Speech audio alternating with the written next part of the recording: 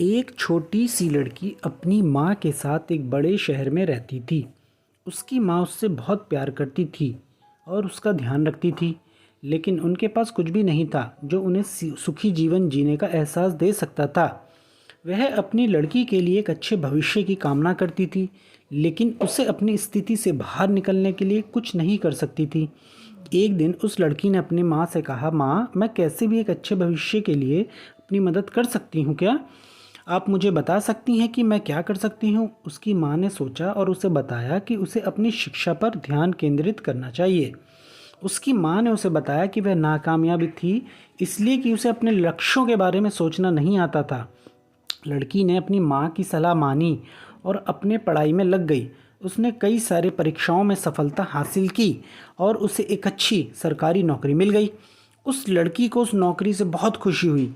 वह अपनी माँ को बताने के लिए उत्साहित थी।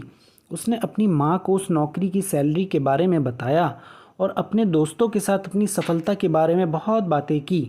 लेकिन उसे याद आया कि उसने अपनी सफलता अकेले नहीं हासिल की थी। उसके पीछे उसकी माँ की मेहनत भी थी, जो उसे उस स्थान तक पहुँचाई थी जहाँ वह अभी है। उसने उस दिन से पहले अपनी माँ के साथ ज़्यादा समय बिताना शुरू कर दिया। उसने उसे अपने जीवन में खुशी की अहमियत सिखाई और उसे समझाया कि परिवार के साथ समय बिताना कितना ज़रूरी होता है। उसकी माँ ने भी उससे अपने जीवन के कुछ सुखद पलों के बारे में बताया और उसे समझाया कि जीवन के सभी पहलुओं का मज़ा उसके परिवार के साथ होता है। उस दिन से उस लड़की ने अपनी माँ के साथ समय बिताने का पूरा ध्यान दिया और उन्हें खुश रखने का प्रयास किया।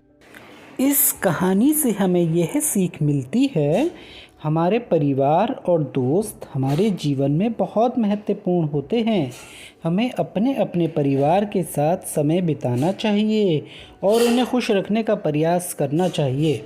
इससे हमें अपने जीवन में बेहतर संतुष्टि प्राप्त कर सकते हैं।